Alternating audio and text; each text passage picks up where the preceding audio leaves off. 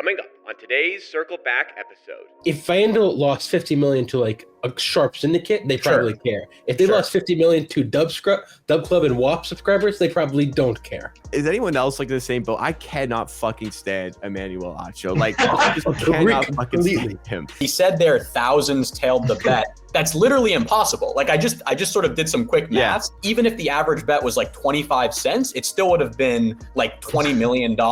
Personally, I hate Nick Sirianni. I think he's an idiot and just a babysitter of a very elite team. The guy is on an absolute rager for some of the most simplistic things here.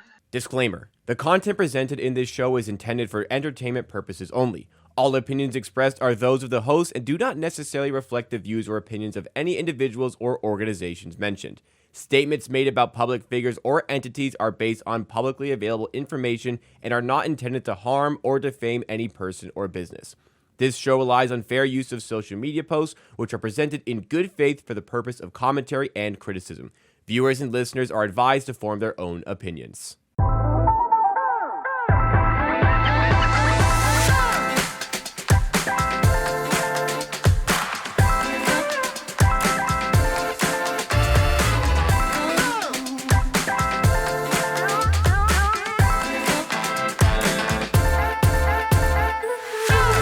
Circle Back here on the Circles Off channel. It's part of the Hammer Betting Network and presented here by Underdog. This is the show where we cover the latest and greatest stories from gambling Twitter. And for today's Friday crew, we have the ever-present in myself, Jacob Gramegna, your host here on Circle Back. We also have Chris Dierkes at Flup No Lied, our resident one-time contest winner and pro bettor. We have Joey Knish, who is co-host on our Hit the Books channel here at the Hammer for college football content. And joining us today as the fourth seat is Isaac at Round Robin 42. Sports betting writer and sports bettor himself. Isaac, you've made a couple appearances on this show now. How does it feel to be back for another one?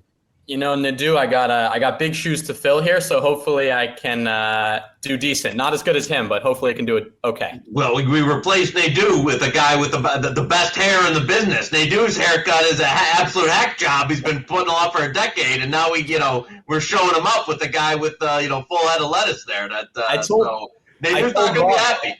No, I told Rob I'll only do it if he pays for my hair and makeup. So you guys don't get the hair and makeup coming to you. I don't know. We should make you get the Nadu. I'd feel more comfortable if you got that the bowl cut or something there instead of showing us off with that. Yeah, I don't know how much it would cost to get that, but we'll see. Maybe. For the time being, the fourth seat on this show will be a rotating cast of people, so I'm sure you'll see Isaac and many other people featuring, but myself, Flup, and Knish will be the ever-presents for now. We'll see where things go, but we'll head into our first topic here. It is a large amount of people went after FanDuel, and I heard about this while I was golfing, so I didn't quite get the full story alongside Rob. And we were both trying to piece this together on the fly, and here's what we have so far. So we have IB the Gambler at Incarcerated Bob, who started this off by saying, according to a New Jersey-based VIP rep of FanDuel, they lost over $2.2 million on an enormously circulated home run parlay last night that was capped off with James Wood hitting a home run versus the Padres. FanDuel immediately made rule changes to the terms and conditions that will now allow them to not pay gamblers who hit big after tailing heavily followed parlays. Hashtag ScamDuel. And shows that one of the pieces of FanDuel's terms and conditions, it says, we suspect that your account's usage could represent business usage. In parentheses, business usage includes any use by a betting operator or any use by an individual or organization supplying data or services to a betting operator. We also had Sportsbook and Casino at DPB Bet NV, who said FanDuel updated their terms and conditions today after a tout won $11 and turned it into $100,000 on a home run parlay last night. He posted to his subscribers, and FanDuel reportedly lost $2.2 million. Expect other companies to follow suit. This could be a big blow to WAP and DubClub. And the point that he notes here, FanDuel reserves the right to void any or all bets made by any group or people acting in conjunction with each other or any individual acting alone in an attempt to defraud FanDuel Sportsbook. Now, the problem, and I think a lot of people noticed this, is that these terms and conditions were pre-existing. These terms and conditions were already active. So I mean, before we go through a lot of the other story here, any thoughts on this? Like, how is this all of a sudden what people are looking at? Flup, do you have anything? Yeah, so I hosted a space with Storm about this because there was just a ton of misinformation. And Jeff Benson, he was gracious enough to give us some answers. He explained it pretty well. First of all, it wasn't a reaction. This is preconditioning. They did change some words or some verbiage that was updated the day after. That is pure coincidence. As Jeff Benson explained, to update terms and service, it's a multiple week, potentially month-long process. It needs to go through lawyers, multiple reviews. They couldn't do this overnight. Additionally, $2.2 million is nothing. If that's even the real loss, which I strongly doubt it is, it's probably much worse, and they probably still don't care. FanDuel probably doesn't care if this loss got up to 50 or 100 million. This is a massive company, and they've lost far more on the Super Bowl. I've seen them post, like, I think 10 million plus losses on the Super Bowl. They don't care about this kind of thing. And finally, they want the DubClub and WAPs. These are the exact customers that they want. So it makes no sense. It's just really what, and I think Jeff also brought this up. This is a great point by him. Every WAP and DubClub is using this as free promo. Yeah. Guys, they're coming after us because we're so sharp and they're going to get us. And it's not true whatsoever.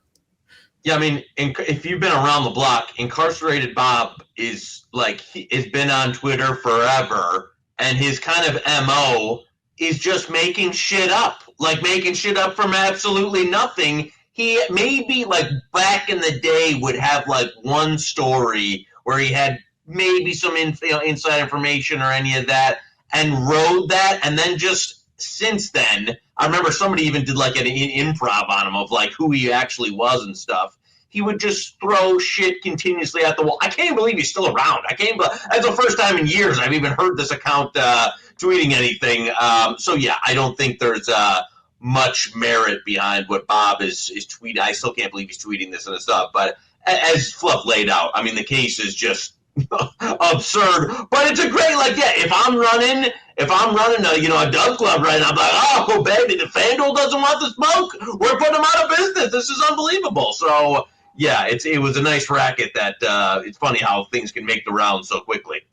Yeah, I don't want to give the guy too much promo, but it was an incredible slip. It was like $11 to $100K. But if you actually post it in the DubClub, like, surely it's a lot more than 2.2 million, right? Like, how much, it's times 22. You'd need like $200 on that total to get to 200 to 2 million. Like, presumably you get a few people tailing for like 10, $20. You get a lot more than that. It should have been way more, way more. Yeah, like, I mean, as Flup said, like, I mean, I don't agree with him that they're not even caring about a 50 or 100 million loss, but like, I know of plays and instances where they've lost a lot more than 2 million, and it has not been that bad for them. Well, Isaac, my point would be, if FanDuel lost 50 million to like a sharp syndicate, they probably care. If they lost 50 million to DubClub and WAP subscribers, they probably don't care.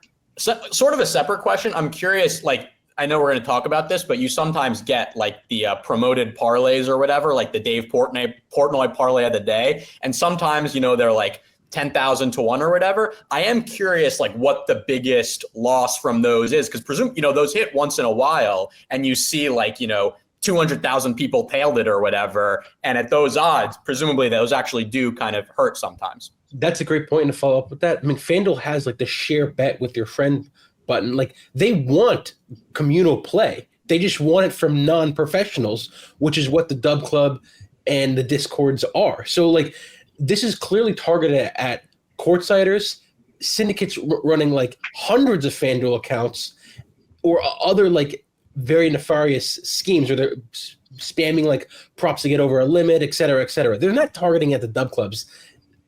Let's not pretend like they care. So we'll dive a little bit further into the story here. We had Data-Wise Bets who kind of went through the entire sequence of events here and did end up mentioning that FanDuel did pay all the bets out. Everything was paid in full.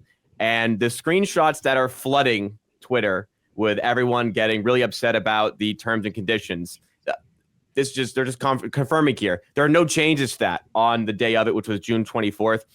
Their anti-coordination language is already there. FanDuel reserves the right to void bets made by any group of people acting in conjunction. The rumors that are coming out are completely false, as we've discussed here. FanDuel even messaged customers, this language has not changed. Sports betting is more fun with friends and something we embrace, as you guys have spoken of as well. Because, like, if they can get somebody's bad bet and they can share it with another friend who makes that bad bet as well, they're going to welcome that. DataWise also said, let's be clear, I'm not here to run PR for FanDuel. I want every bettor to bleed these books dry. But the instant panic reveals something darker. Bettors are so conditioned to expect theft or deception that they believe the fake story. That's not paranoia. That's pattern. FanDuel has taken bigger hits before, $20 million on NFL field goal parlays, $13.4 million on a touchdown parlay. $2.2 million is 0.04% of their annual revenue. They're going to be just fine, but bettors expected the worst anyways. The real story isn't about the terms of service change. It's about an industry so toxic that winning almost feels wrong. The 1% of customers that actually win get limited for skill. A fake conspiracy seems totally believable. Did it seem believable? I don't know. What do you guys think? We'll start with you on this one, Isaac. Did it seem believable that FanDuel would do this on the service when you first saw it? Not at all. I mean, it totally depends on the type of bet. Like, I get it in theory, but then when they're like home run parlay, you're like, okay, this is clearly a degen bet where they just got lucky. And not to, call out that guy. It seems like he was doing some good combating disinformation, but he said there thousands tailed the bet. That's literally impossible. Like, I just sort of did some quick math. Yeah. If thousands tailed the bet at those odds, even if the average bet was like 25 cents, it still would have been like $20 million. So, like, clearly people are just pulling these numbers out of thin air. Well, to be fair, he might have been right about the 1,000, but the 2.2 million was wrong. So we're not right. Exactly. Fair enough. I mean, if thousands tailed this bet, then yes, we are talking into a territory where someone in FanDuel probably, in the baseball trading team was sweating that last home run pretty hard, which is honestly hilarious. Like, that's a great vision. I was thinking about that. Yeah, the entire FanDuel office watching this game, praying this last guy doesn't hit a home run is pretty great.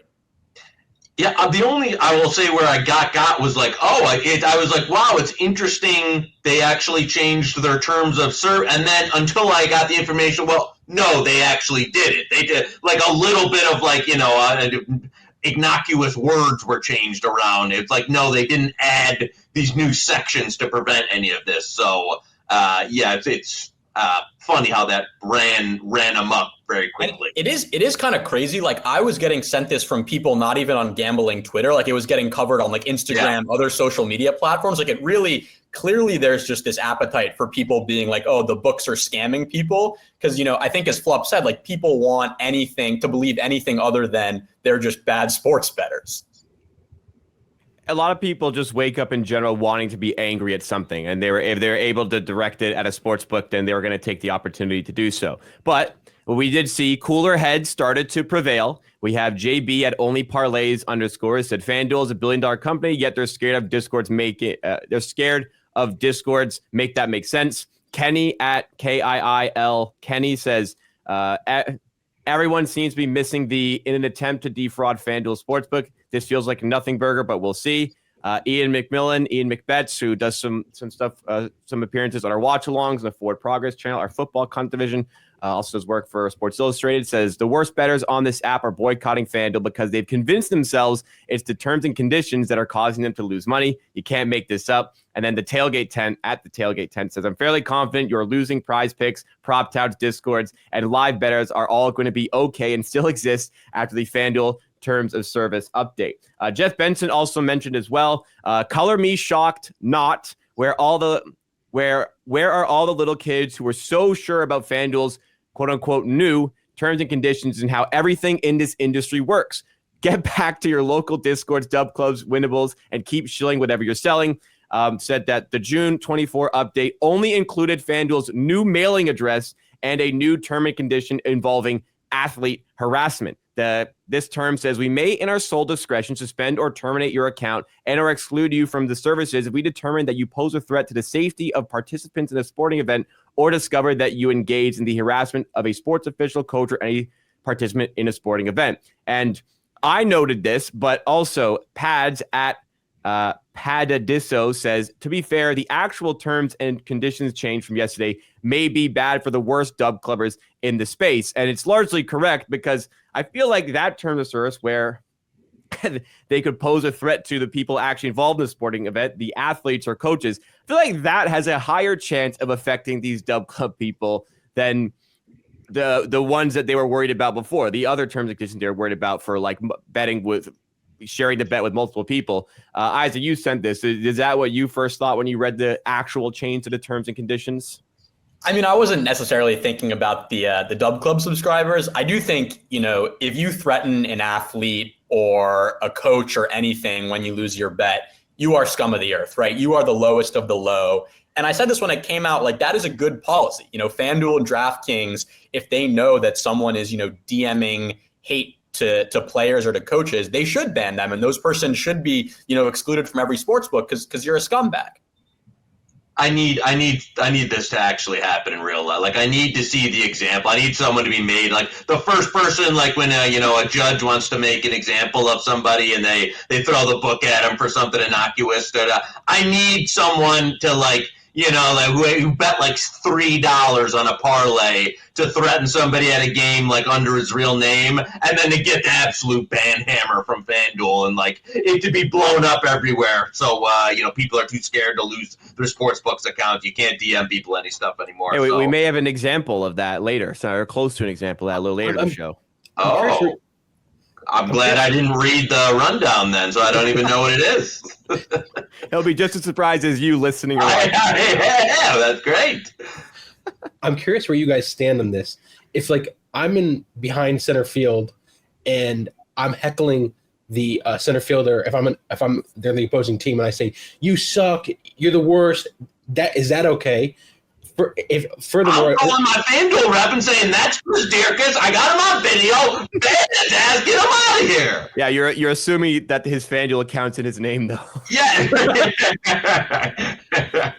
I do think it's an interesting question. Like, what level? I was thinking both the type of comment and also where you're sitting. Like, if you imagine someone who's like 30 rows back says something versus someone who's courtside, like. If you're courtside, sure, like, maybe you get the right to say whatever you want, but people are paying to watch the game, not to watch you. And if you say something when you're courtside, like the athletes are going to hear it. So like, do you think there should be different rules for people who say things in different locations of the arena or just blanket rules? I think more blanket rules. Like my stance would be if you're heckling, like you're attacking that individual, like you suck, you're a choker, totally fair in my opinion. Yeah.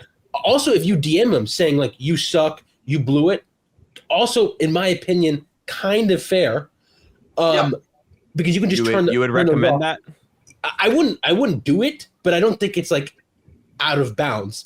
When you send death threats or you bring up family members or like very vulgar profanity, that's where the line gets drawn, in my opinion. Yeah, I agree. Family members, like racial epithets, any of this stuff, like especially, and I think like this is a big issue for college kids, especially. Like this is like happening in terms of regulation and stuff. Why people are kind of so upset because you look at some of the messages that college students, college athletes are getting. Once again, as Joey mentioned, it's from the people who are betting like $1 or $2, which is kind of the craziest part, and it's just horrible things. And those people need to get kicked off everything. Well, I mentioned earlier that cooler heads started to prevail. That was until we had our old friend Real_Fats who got wind of it. Nobody is happier about this scandal than McDonald's because McDonald's is no longer on Fats' radar when it comes to the fury being unleashed on Twitter. He tagged FanDuel Sportsbook, FanDuel like FanDuel Racing, FanDuel Sport, FanDuel TV, FanDuel. He tagged every FanDuel account possible, even fucking FanDuel Canada. What are you trying to pull with this new term of service? I call for all news services and tags as many as he can think of to investigate this immediately. At Bettor's Voice, look into this ASAP. Contact all regulators and legislators. This is completely egregious. For starters, listed below, you can see FanDuel lists bets that they encourage their customers to join in and tail. Well, they then limit their players if these suggested plays win big. Will they, in turn, put a max loss on similarly placed wagers that lose? All customers should withdraw withdraw all funds immediately until FanDuel publicly address the issues. Do we think, Kanish, do you think this will get into the McDonald's territory of a week long, or what's going to go on here? Oh, I'm just shocked Trump's chief of staff Fats hasn't, it hasn't. For now. I was going to say, it hasn't hit Capitol Hill yet. That is, Well, I will. he didn't even tag Trump. He didn't even tag Not Trump. yet. Just wait. When FanDuel goes This live, is right. escalate this. McDonald's wasn't on Trump's radar until later in the week. Listen, I know Fats is going through some tough times here, and I'll be blunt. I've had him muted for a while, so I don't know. I kind of keep myself out of trying to lose. I missed last week's show, but geez, I mean, I don't somebody get. The guy is on an absolute rager for some of the most simplistic things here. I need Fats to direct some of that energy, maybe in a more productive, maybe in a better place here. I know he does some good work with maybe Feinberg doesn't respect it, but the Sports Gambling Hall of Fame and that batch is coming up. Fats maybe direct it at something for some of the planning with that, or some of the Hall of Fame stuff. This I'm gonna go on a tirade at every company that does it is concerning. I'll put it that way. Yeah, for sure. I also want to point out, this isn't just FanDuel. Every single sportsbook has this in their terms and conditions. This isn't a new thing. Everyone was betting it. I don't know if we have this in the next slide, but my favorite interaction was a bettor who got rid of FanDuel because they were so disgusted with it, and the next day is limited at Fanatics and losing their mind. And also Fanatics had the same terms and conditions. What are we doing here? This is just fake outrage. Again, for anybody who's unaware, it's to protect themselves against syndicates. It's not to protect them against DubClubs and discords and things of that nature. What was also pretty poetic, the same person who hit the original parlay posted a similar parlay the next day, $11 to win $211,000. This one did not hit. At B Better says, and just like that, FanDuel made back their $100K they lost yesterday. The cycle goes, someone hits a lucky parlay, bunch of signups, nothing hits, new lucky parlay for another dumb club's capper. Everyone jumps ship, and the money just cycles around. That kind of just seems where we're at here. I'm sure we'll get another story like this. But for you, Flup, have you ever dealt with that piece of terms and conditions at every sports? Have you ever seen it come into play for something that you've done or anybody else here on the panel? Have you guys ever run into issues with that? Yes, I had an issue at one of the legals. I don't want to mention it is because I did go to gaming for it. But I actually thought that I was probably in the wrong, and I was just hoping gaming would rule in my favor. So totally understand. And I also took a shot once at Bookmaker. Bookmaker someone hit a home run. They didn't update their odds. I got over 9.5 when fair was 11.5 runs in an MLB. I triple clicked it, and when Bookmaker voided the bet. That's the kind of stuff that they're protecting, and they have every right to void. I can complain all I want, but I'm in the wrong here. So I think the TOS is reasonably fair. They've done some stuff that I haven't liked, but gaming usually sides with me, so it is what it is. Yeah, I've had some instances like that with Flup, not with Flup, but sort of similar things. I will say the vast majority of the time, the user is in the wrong when stuff like this happens. I'm not trying to defend sportsbooks here. I'm not trying to be, the Kirk for this show. Yeah. I'm all for calling out sportsbooks and all the scummy things they do, but the vast majority of the time, the reason people lose money is not because they are being actively scammed by the book, but because they are bad sports bettors.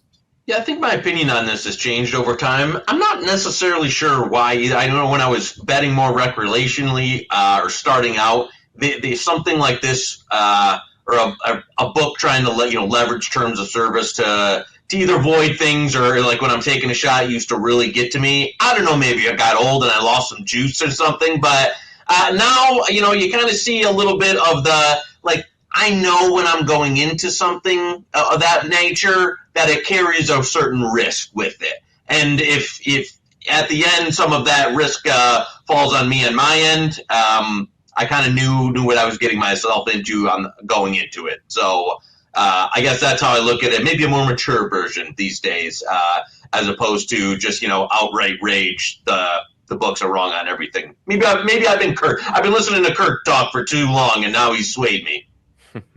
Well, we'll get to our next topic just a moment here, but before we do, a word from our presenting sponsor, Underdog. Now that the NBA season is wrapped up, it is officially time for baseball to shine. And Underdog Fantasy is the perfect place to stay in the game all summer long. If you've never used Underdog before, this is one of the cleanest, most well-built platforms out there. Whether you're making picks on player stats like hits, strikeouts, total bases, all of it, the process is fast, intuitive, and actually enjoyable. No clutter, no friction, no 20 pop-ups trying to upsell you mid-entry. It's just a really smart, well-designed product that lets you focus on your research and your picks. And here's the thing, baseball is perfect for this format. Games are every day, stats are predictable if you know what to look for, and the volume gives you a ton of flexibility. Whether you're playing casually or digging deep into matchups, Underdog makes it easy to jump in. So if you haven't signed up yet, now's the time. Just click the link in the description and sign up using code CIRCLES to get $1,000 in bonus credit on your first deposit. Just click the link in the description and use promo code CIRCLES on sign up to get up to $1,000 in bonus credit as a new customer. Again,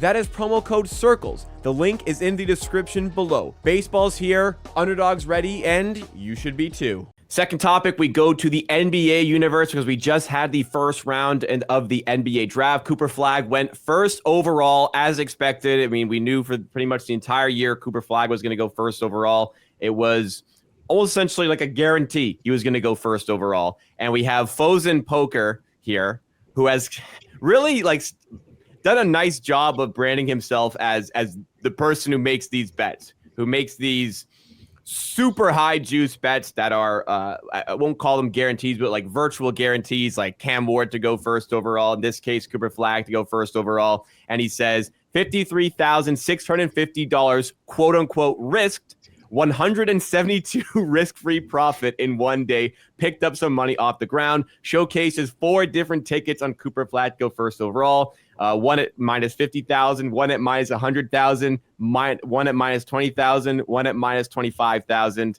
Wow. Has a lot of bets like this. I'll ask you, Flup, for starters.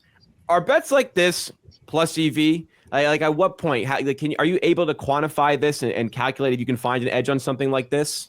Yes, this is the timing of when he made this bet is very key here. If he made this bet a week ago, which he did not, I would not agree that it's plus EV. But he made this day of or the day before. The odds, how you can calculate this by what are the odds Cooper Flagg dies or gets seriously injured or some egregious like sexual assault or some sort of allegation caught smoking weed or something. Right, like no, that wouldn't even do it. No, it would be more like things that we don't want to say on the stream. Right, exactly. So it's not 100%. Like he could have lost, but honestly, he probably should have been able to find comfortable laying like 5,000 to 1, and he was only laying the worst bet he made was 1,000 to 1. And now you just have to figure out, is it beating like interest in a bank? And it is, so it's probably a good bet. It's hard to say, Well, Flup, you know him a little bit better, I think, than I. What's the bit here with what he's? Because this has been his thing. It's getting him some traction. I think as an outside observer, there's a little bit more to it. Well, I mean, it all started with like the LeBron 10 plus, and like when he first made those, he was betting like laying 16 to 1, which I absolutely think was plus EV. Obviously, I took the other side when it got to like 70 to 1, and I don't think it was plus EV. But I think the bit has just been people like calling him stupid on Twitter because the bets seem ridiculous and there's so much disinformation. I mean, Isaac has, I think, written about this where it's like you don't lay big juice because it's bad, and he's like dunking on these idiots saying like, look, I'm winning and it's not bad. And it just kind of grew into this, and he just loves the interaction of someone calls him an idiot, he wins because he's very likely to win, he dunks on them and repeats the process. It's pretty funny. I love the bit. I think it was Kirk who wrote that one, not me. So I'll give him credit there. Yeah, frankly, a bit embarrassing. I hate laying favorites at all. Like, I don't even bet more than like a minus 200.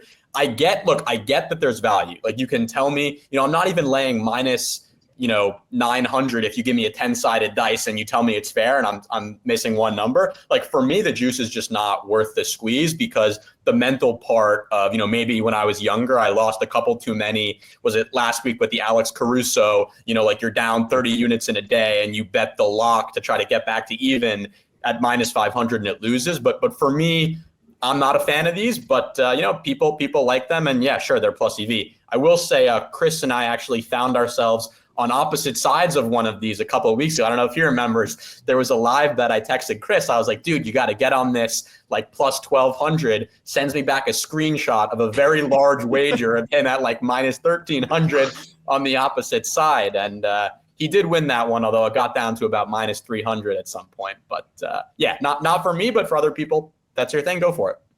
It's funny because he's like, I know he lost a couple of money lines during the NBA playoffs, but he hasn't lost any of the bridge jumpers. Whereas like Fez lost like two absolute bridge jumpers like within 6 months, like enough to where like he could live the rest of his life betting those and it would still be down money if you played it at same size. And Fosen hasn't had one of the bridge jumpers go awry. He did lose he laid 40 to 1 on something. I remember he texted me it too. He was like, "This is actually good. You should tail this." And I just ignored it. And then I saw it lost and I asked him for an update. Maybe I'm okay. I didn't see. I knew he had lost a few like NBA playoff money lines, savvy ones, but I didn't know he had lost a Fez one.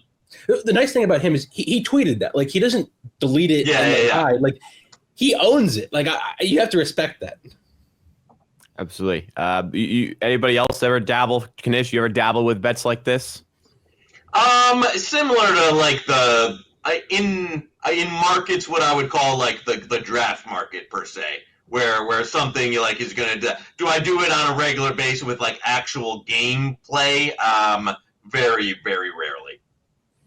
Makes sense. I will say one little hack here for some people. In books where perhaps you're limited and there's no minimum odds requirement on the playthrough, and you need to get your money out through a playthrough, that's the only time, and I've actually done that a few times recently, where you got a bunch of money in there, you bet like the minus 5,000 just because you can get a lot down and get your money out quickly, but a lot of books have minimum odds requirements. That's the only time I'm ever betting like more than a minus 500. No, that's good. I remember some places offshore back in the day would kind of pull that hack.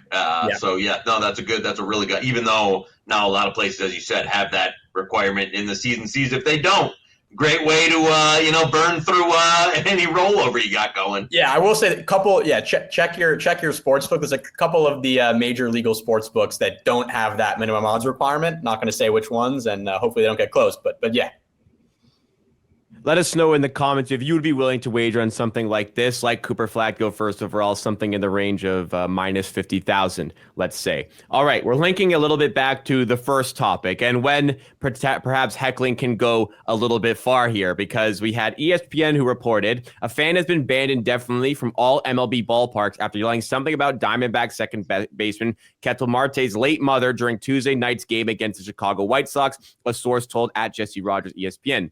T-Bone at Vegas T-Bone says you can't even heckle anymore. We live in a nation of pussies. Like Flup was saying earlier, there's a difference between, saying you suck and a difference between talking to somebody about their late mother. Am I right there, Flup? Is that crossing the line for you?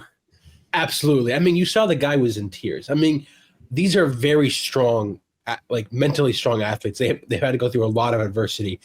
What the fan said had to have been pretty brutal. So that's not heckling. That's just being an awful human. There's a massive difference. And like T-Bone defending this is just, it shows what kind of person he is. How do you defend this? If the guy was just saying you suck or fuck you, you're a little bitch, honestly, I think T-Bone would be right in that case. But saying something about his late mother that died, I mean, come on, that is clearly crossing the line, and it makes T-Bone look very immature and very bad here.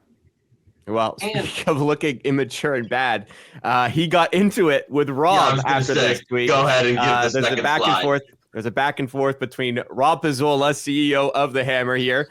T-Bone says there is no crying in baseball, straight pussy. You know the things you know the things I've had said to me while working playing slots. T-Bone, by the way, is would the term be an advantage slot player? Is that the correct term? I think. But he says, but I'm a man. I shake it off. I bet he didn't cry when he signed a 6-year, $115 million contract. Suck it up. Rob quote tweeted that, says, this man just said heckling Ketel Marte about his dead mom is fair game because someone once chirped him while he was spinning Cleopatra 2. Society is cooked. T-Bone replied, and this is the back and forth, you know nothing about slots, Rob. Don't act like you do. Rob said, how are you so fucking stupid that this is what you took away from my tweet? Which I think it wasn't about the slots. It was about how you think roasting somebody about their dead mom is okay.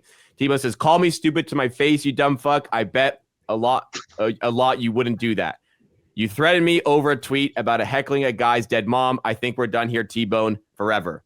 I can't believe how dumb you are. See you at Bet Bash. That's how T-Bone finished it off. So might be some fireworks. And hey, that might be worth the price. If we talked about the price of Bet Bash, that might be worth the price of admission to see T-Bone going after Rob. If T-Bone and Rob get into a fight at Bet Bash, I want to bet on them both passing out because they're both old and seemingly unathletic. So that's the bet I want to make. And enjoy alcohol a little too much at times. This was an epic T-Bone crash out. I'm like the whole day. He had this exchange with Rob, and then about 600 more tweets, doubling, tripling, quadrupling down on his original take over and over and over again, then going like full crash out, like, oh, I got a Rolex and some margaritas in Mexico, and you guys are trouble. Well, he's tweeting nonstop like a crackhead all day. Just epic crash out. I don't know. I mean, listen, if you've known T-Bone around or seen him, the man likes to enjoy himself a few drinks or 20 or 30. And so I think he was really, really on one. This take is like straight out of, like a fourth grade classroom here. Like, what, who is defending this here? Yeah, I got nothing to add. Listen, we saw Brett versus Man in the Library. We've seen, Perry. The trifecta, baby. Gimme T-Bone pizza at Pizzola after both guys have had, 38 Crown and Cokes or whatever they've had. 30 of those for T-Bone, 8 for Rob. So yeah, I'm excited for Bet Bash. Maybe they can hug it out. I think Rob's tweet, the best one was when T-Bone commented on the slots, and like that was clear. Like T-Bone knew probably deep down that he was completely in the wrong and was clinging to the one thing that he might know more about Rob, which he's probably right. He probably does know more about slots than Rob, but like that wasn't the point of the tweet. Rob was just trolling him, and also it was hilarious to see him completely crash out over some somewhat mean words, and then meanwhile call it the nation of pussies because they couldn't. So it was incredible. You're right. He crashed out over slot machines, and he's mad somebody cried about their mother who passed away. Yeah, good catch there, Flup. All right, next topic. We have Martin Cabral, I think that's how I'll pronounce it. It says, one trusted person offers you this coin flip. Heads is plus 60% of your net worth. Tails, minus 40% of your net worth. One flip, no repeats. Would you take it? Now, I believe when I initially saw this post, the no was much more heavily voted on. The final results ended up being 55.8% on the yes, 44.2% on the no. Just about 2,000 votes cast on this one. Who has been able to do the math on this one and wants to share if they would do this or whether or not you should do this? Let's say anybody have an answer? I was going to do it, but I left it to Flup and Isaac. This is not even close. If you plug this into a Kelly calculator, you are ludicrous if you do this. This isn't even close. The only exception here is if your net worth is like $1,000 because you're just out of college and you have like monthly income coming in, and it's like you have like $3,000 of surplus. Okay, that's like the rare exception. But for 99.9% of people, you are insane if you take this. Or if maybe you have like $1,000 to your name and you owe some really bad people like $1,800, you get it by the end of the day, maybe. Sure. What do you think? Wait, Chris, whether or not you plugged into a Kelly calculator, what's the number on the upside where you're taking 40% downside? Like what's, if it's a 50-50 and if you lose 40%, what is it like, 2 times, 3 times? What's the amount that you need on the other side? Well, I would say for myself, probably I would just need an obscene number because 40% of it, I just don't want to lose that much. Like that's my current stage of life. That's a loss I don't want to eat. But for actual Kelly, it's probably I'm gonna guess. Is this not plus like, EV? Yeah, for you can just plug this in. I would guess like 4 times net worth, like plus 400%. Maybe I'm just like way off base here though, but that would be my guess. Joey, what's it for you? Yeah, I mean, I'm on the Flup side of things of like, I'm a big long proponent of like not really, like risking any of these like massive life swings. Isn't a great man. I will say this guy, like, I don't know if like people, he's been kind of blowing up on the poker scene of late for just like ruthlessly trolling people at tables. Legend. It's an absolute phenomenal bit because he's actually got some talent. He follows me on Twitter too. I noticed the other day because I saw it. I was about to DM and tell him how much I enjoyed his work. So interesting character, I will say, but no, I'm not. I'm in the Flup camp of like would need some absurd number on the yes to even consider it. To be clear, Isaac, my 4X was not my number. That's what I think. Like that's what you think Kelly is. Yeah, Kelly says okay. That is. Give me 2X. Give me 2X and we'll run it. You're insane. Maybe I have less money than you guys. I don't know, but when I say 2X, I mean like triple. I triple my net worth. If like, right. I don't know. See, this is the thing where like Kelly, whatever Kelly says, I'll take that one. Jacob, what about you? I'm not flipping this. I don't think I could survive with minus 40% of my net worth. My net worth isn't great, but if I lost 40% of it, I'd be in large trouble. So yeah, not going to flip this one. It reminds me of the cash out conversation we had about that like large DraftKings parlay, where it's like, okay, yes, like it's minus EV to cash out, but also from a life perspective, it's probably plus EV for your life if you cash out the parlay. So. A lot of factors going, but in the end, more people voted yes that they would flip this. So I'm interested to hear in the comments down below if you would flip this coin to either 60% of your net worth, plus 6% of your net worth, or minus 40% of your net worth, or you don't flip the coin. So comment down below your stance on that. All right, next up, I know Nadu is no longer on the show, but he's going to be here a little bit in spirit. We've included one of his tweets for the next segment here. Flup, you were on the Forward Progress channel, which is the Hammer's NFL content division, and you went through your top 10 coaches in the NFL. I'll read them out here for our audio listeners in order 1 through 10. Andy Reid, John Harbaugh, Kyle Shanahan, Sean McVay, Dan Campbell, Matt LaFleur, Jim Harbaugh, Kevin O'Connell, Sean Payton, and Mike McDonald. Jeff Nadu saw this post and said, hard to fathom how fucking bad this is. What the fuck has Kyle Shanahan ever done? Mike McDonald over, I don't know, the Super Bowl winning coach and a guy who's been to 2 of the last 3 Super Bowls in Nick Sirianni, who, by the way, isn't on this list, LOL. Flup, what's your response to Nadu here coming for your neck? I think he has a bad point and a fair point. Kyle Shanahan, I mean, I don't know if he just doesn't know much about Kyle Shanahan. He was the offensive coordinator for the Falcons who brought Matt Ryan to a Super Bowl and an MVP year. He's taken Jimmy Garoppolo and Brock Purdy both to Super Bowls. His offenses have consistently ranked in the top 5 and have been number 1, I believe, in multiple years. He is offensive scheme genius. In my opinion, the best offensive play maker in the league. So criticizing him is just laughable, in my opinion. Mike McDonald over Nick Sirianni, I think is fair. Especially him being a Phillies fan, I understand where he's coming from. Personally, I hate Nick Sirianni. I think he's an idiot and just a babysitter of a very elite team. I think the Eagles are the best team in the NFL, I would have them number 1 in my power ratings right now, unless there's some crazy changes that I was missing. But I don't think you need a great coach for that. Nick Sirianni is like an average coach, in my opinion, and I would seriously take Mike Macdonald over him. Now, the Forward Progress crew, they ranked Sirianni over Macdonald. But, like, to say my list is terrible, I asked multiple people. They thought it was reasonable, other than, like, Macdonald. I don't know why it was so egregious.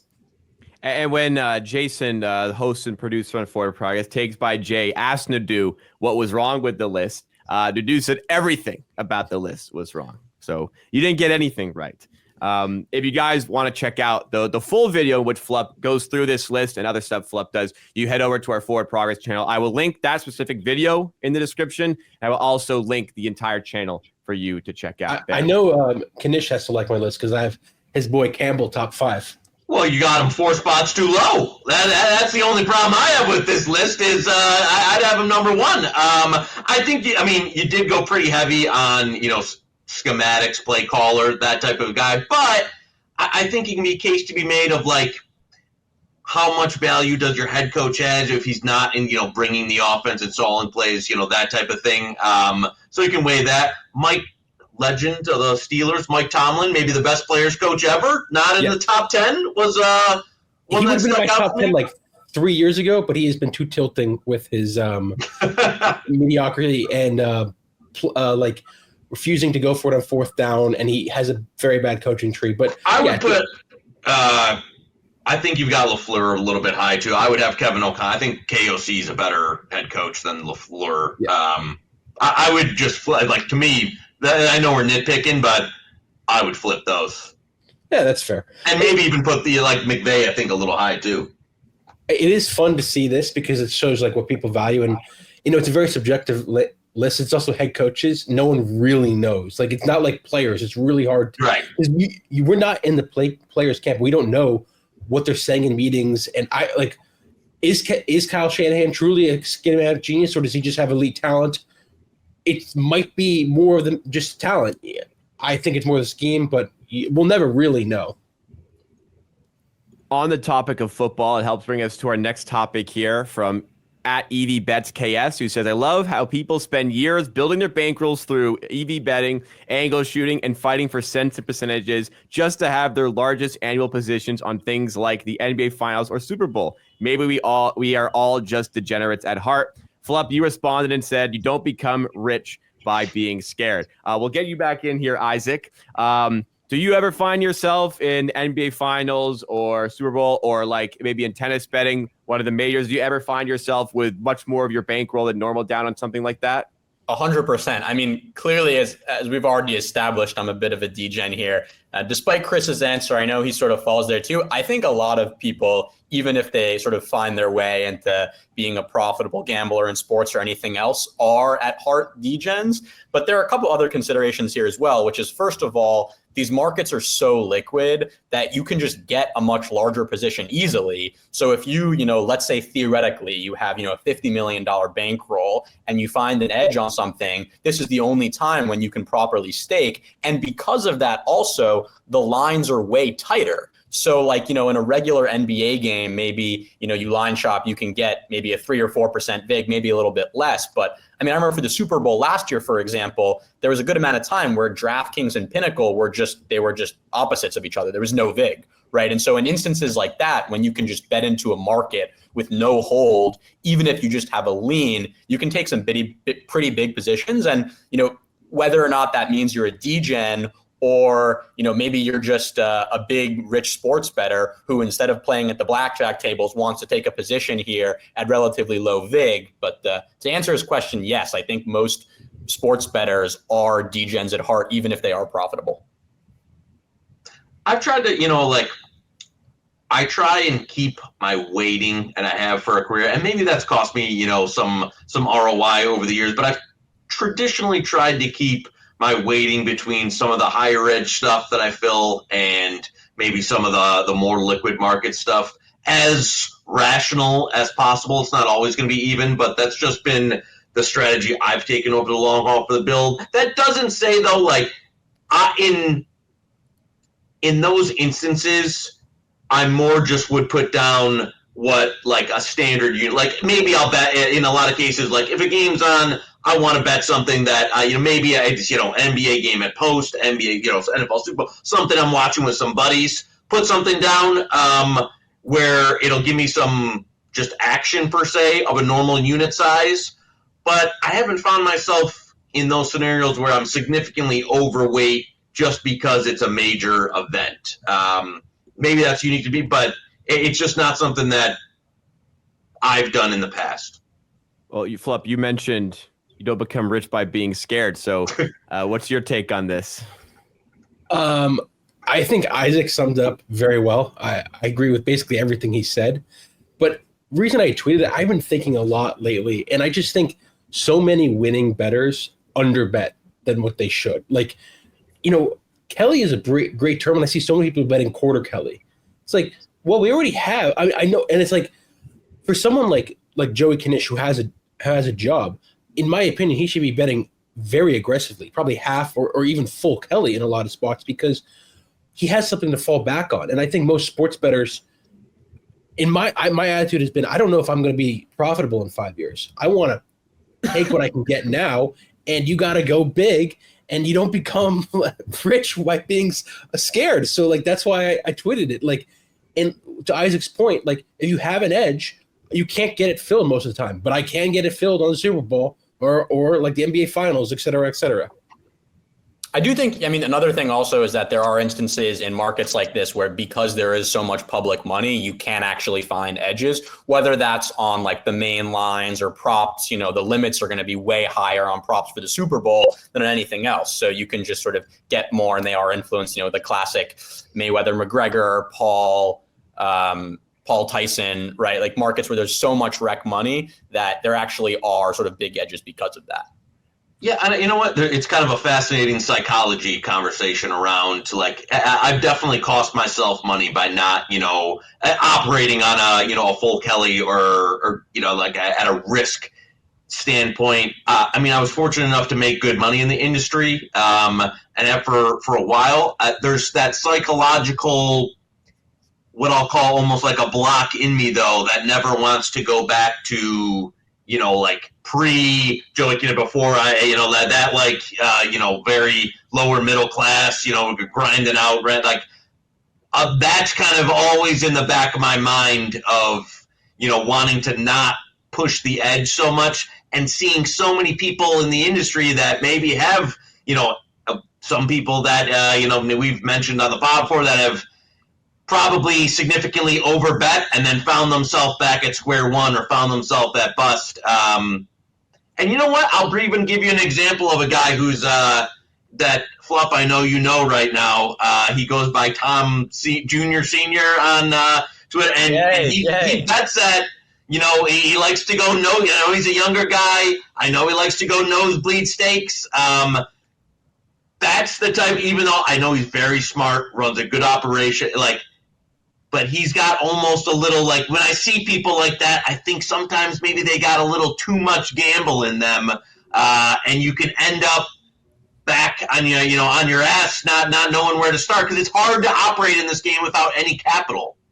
I will say, I'll say sort of to back up Joey there, despite what Flup says, you don't get rich by being scared. It is definitely better to underbet than to overbet. You can think about the tails, right? Like your chances of becoming fantastically rich are obviously lower, but yeah, you don't want to go broke. I agree. And like, to go back to our earlier topic that we had, it's like, there's a reason why I wouldn't flip the minus 40% net worth plus 60% net worth. Like, if I really want to be super rich quick, I take that flip. But that's also how you go bust very aggressively. But my point is, I think most people underbet, and it's not a difference between underbetting and overbetting. It's an underbetting versus properly betting is what I think most people do. And Joey, you really are acting like Joey Knish from Rounders here, just grinding out that. I like that. You're really doing your Twitter handle as well. In the first place. Yeah. I'll say, yeah. One more thing about this tweet, which is that a lot of times those positions aren't like day of positions, they're futures, right? And they're naturally, futures are often going to have much longer odds. So like you get to this point where it's like, Sharps have their biggest position of the year on the NBA Finals, it's not because they just degen 10 units or whatever at post. It's because they had a future on this team at, plus 1,200, and now they're seeing it to fruition. So that's sort of naturally why you might have some larger positions on those. Like I know for myself personally, Jacob, you asked for tennis. Yeah, like some of the largest positions I've had have been on futures, but it's not because the bet itself was so big, but it's because it was a future where we got to the end and you're like, oh boy, now we got a big spot. That was me with the NBA Finals. I had one of my biggest, if not the biggest position I've had on the Thunder, Game 7. Because I actually got one, Flup. Yes, I got one of the NBA playoffs. We have that comment. I want to talk to that man that's been saying I need to retire. I'm not retiring anymore. I think it was me. I was one of them. Yeah. All right, next topic. We have DK _DFS, who does sports betting content, daily fantasy sports content, who said, I wonder why they have been promoting your parlays. And it's one of our old friends, Big Board Bets at SGP _Vic, who does pick selling with DubClub, who says, okay, FanDuel, explain this section then, because you have used one of my plays every single day since 11/11, and it's showcasing under the popular plays in the Parlay Hub, one of his bets once again. And then another one, DKDFS went at, says, my brother in Christ, that's your DubClub earnings, because Frank at Saks Likely, also a DubClub seller, says, I can show you how to make $250,000 in 6 months legally, and it's his recent earnings with his DubClub page. So let's go back to the first one, because I think this one is a little bit funnier. Flup, why would it be a tell if somebody were to have their parlays featured on FanDuel consistently? Well, let's just go through some basic logic here. Does FanDuel have a profit and have a positive hold on their customers? Yes, they do. If they're promoting a bet, do we think that's a negative EV bet? Gonna go with also yes. So by that logic, it's likely that SGP's Vic's bets are not in fact winning. And I just want to shout out, also, no, it was really the main topic here. DK has gone through like a year and a half of just, I thought he was so annoying. I remember when Kirk Evans attacked him. We all remember. Yeah. He did he tweeted the Miles Bridges thing, which and I was like, oh, this fucking guy, and I trolled him for that. So for anybody who doesn't know the story, just the backstory is it was apparent to a lot of people that it was Mikal Bridges who has this Iron Man streak going. It was apparent that he was going to play probably like less than a quarter of the game and then not play the rest, but the props were priced as if he was going to play the full game. And DKDFS shared this with his followers. So the people who were absolutely nuking this weren't able to get as much down as they wanted to. Kirk Evans got very upset, to say the least. All right, go ahead, Flup. Yeah, so just a shout out to him. He's gone from like quite the upswing, in my opinion, of like my personal opinion of him has increased tenfold over the last year and a half. So well done with this tweet. But SGP Vic, it's just hilarious. Like if you think he's winning and you buy his DubClub, I mean, the signs are right there. I can never say with 100% certainty because I don't track him and there's probably not enough plays. But I mean, come on, apply some basic common sense here. All right, we're bringing this segment back when it's needed. We have it ready to go. It is Return Fire. It was Joey Knish who wanted it for the show today. Knish, what is your beef today with what we had on the Tuesday show? Listen, I may have made a comment in the past that, Jason was actually a pretty good, I thought he was good on the panel. Some of the early circle backs when he filled in, great job, really enjoyed it. I thought, hey, he's not much of a producer, but you get him on the limelight and he looks all right. And then the fucking guy on this week's episode, first off, he's like promoting a life hedge around Iran nuking the U.S. if you live in D.C.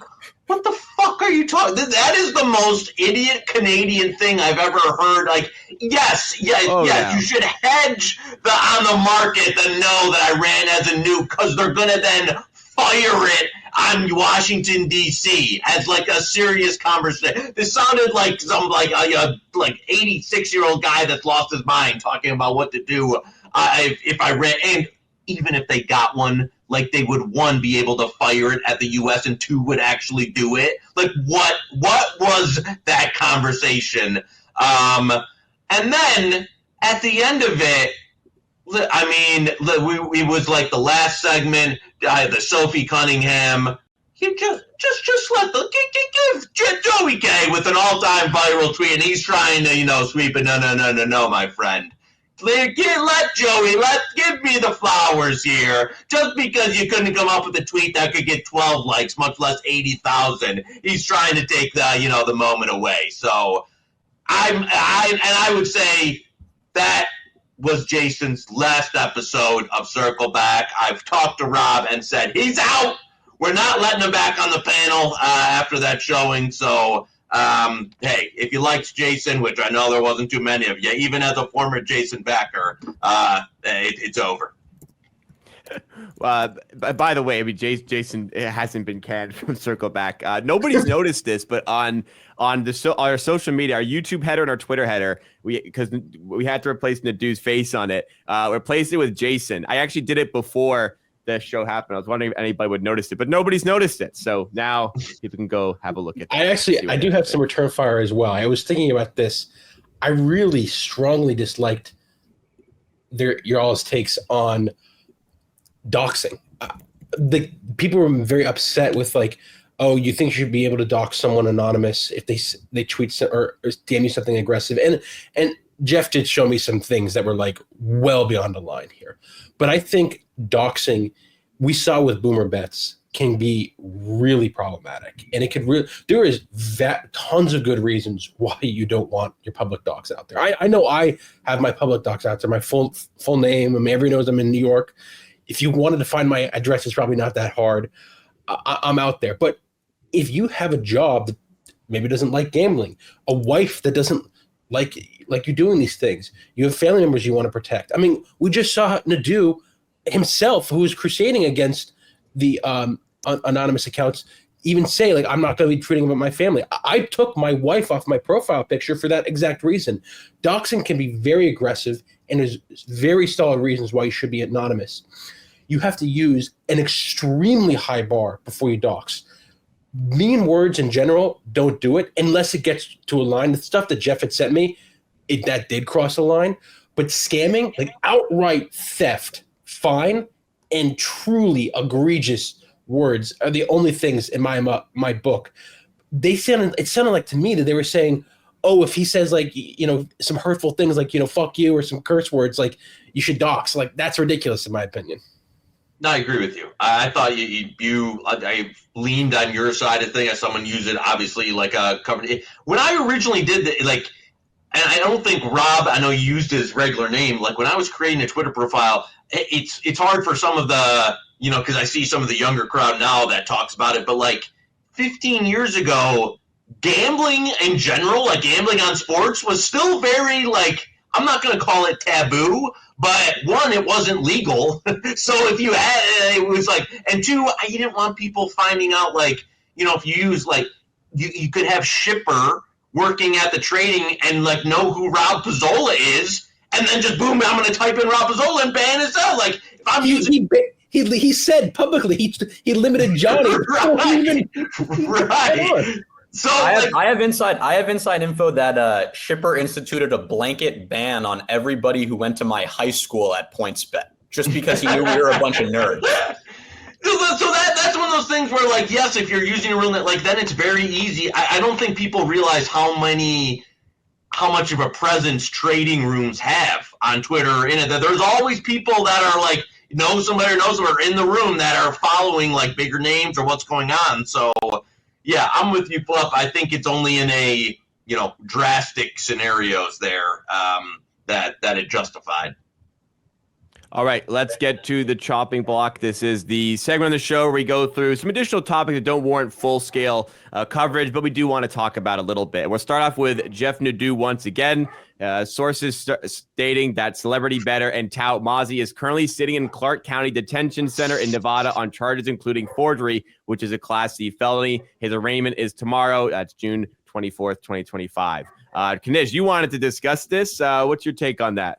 I mean, this is like every person that like has a scammer that puts out a big persona, brings bags of cash with them to a boxing event, and then it's like, oh, the guy's forging checks to get some. This is always how when people have to like do so much to show like their persona or that they have like some level of wealth or something, it always ends up like this.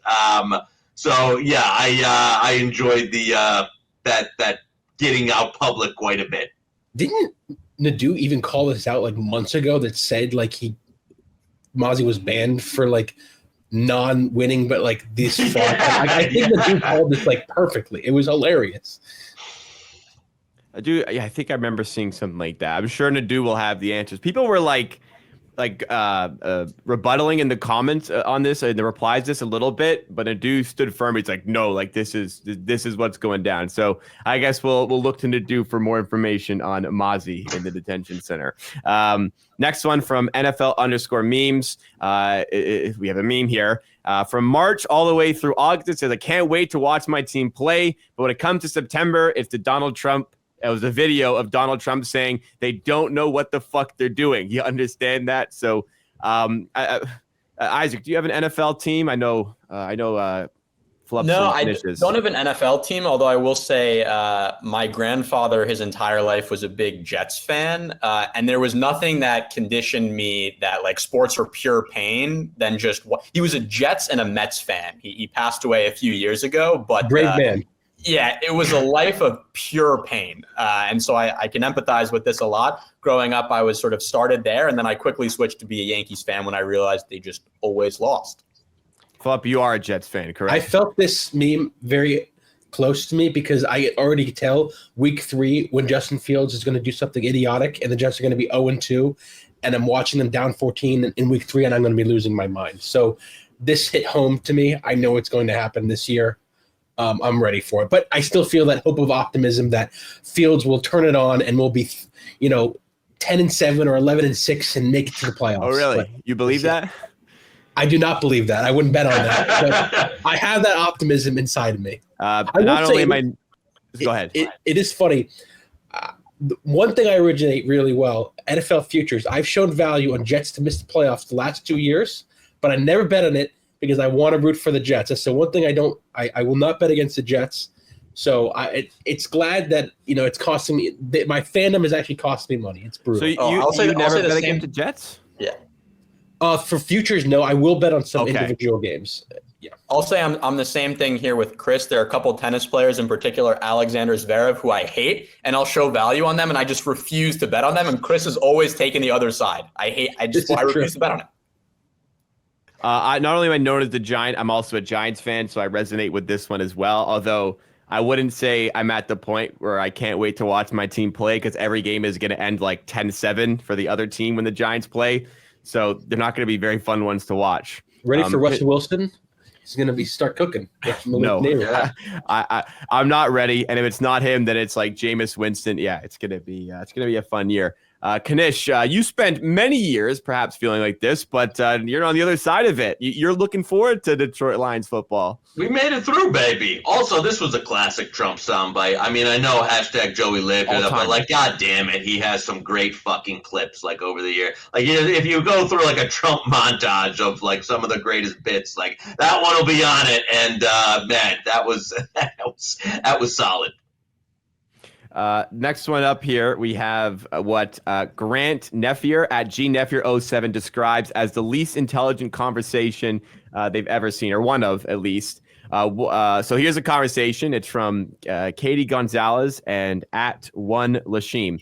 It says, I honestly think FanDuel should be held accountable for not voiding bets when players get injured. The amount of money they make off that alone is insane.